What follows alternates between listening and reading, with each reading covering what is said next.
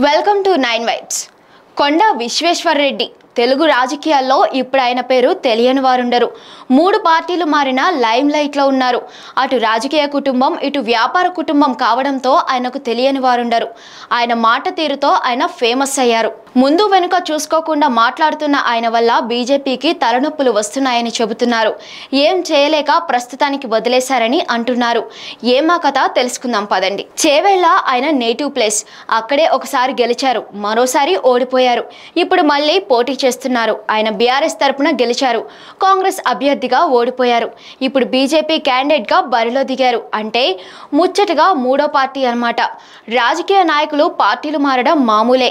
ఆయన విశ్వేశ్వర్ రెడ్డి తీరు మాత్రం సాంప్రదాయ రాజకీయ నాయకులకు విరుద్ధంగా, విచిత్రంగా, వింతగా ఉంది. తనను అందరూ బతిమిలాడి పార్టీలో చేర్చుకుంటున్నారని ప్రతి ఒక్కరికి చెబుతున్నారు. 3 ఏళ్లు బ్రతిమాలితే తొలుత బీఆర్ఎస్ లో చేరానని, కాంగ్రెస్ పార్టీలోనూ అదే పరిస్థితిలో చేరవలసి వచ్చిందని చెబుతున్నారు. బీజేపీ నేతలు కూడా వచ్చి అభ్యర్థిస్తే ఇప్పుడు పార్టీలో చేరి లోక్సభకు పోటీ చేస్తున్నారని అన్నారు. పైగా బండి సంజయ్ వచ్చి బీజేపీలో చేరాలని కోరారన్నారు.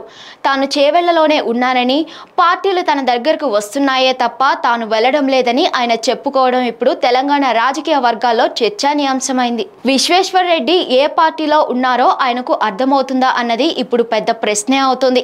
బీజేపీలో ఉంటూ ఆయన పక్క పార్టీ వారిని ప్రశంసిస్తున్నారు. ప్రధాని మోదీపై ఆయన ఒక్క మంచి మాట మాట్లాడడం లేదు.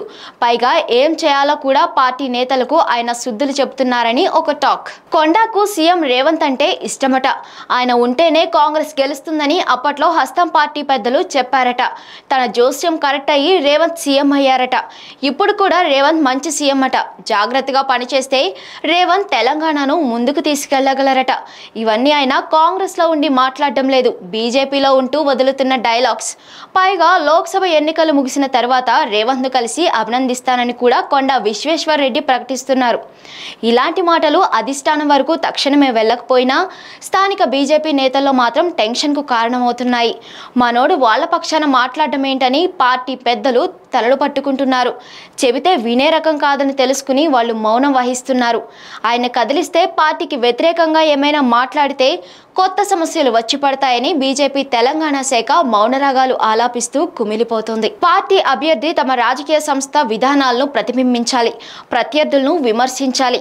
కొన్ని సందర్భాల్లో ప్రత్యర్థులు మంచి చేసినా అందులో తప్పులు వెతకాలి. అప్పుడే సొంత పార్టీ డెవలప్మెంట్ ఖాయమవుతుంది. కొండ తీరు మాత్రం అందుకు విరుద్ధంగా ఉంది. మరి ఆయన గురించి బీజేపీ ఆలోచన ఏమిటో మోదీకే ఎరుక. For more updates stay tune to 9 vibes.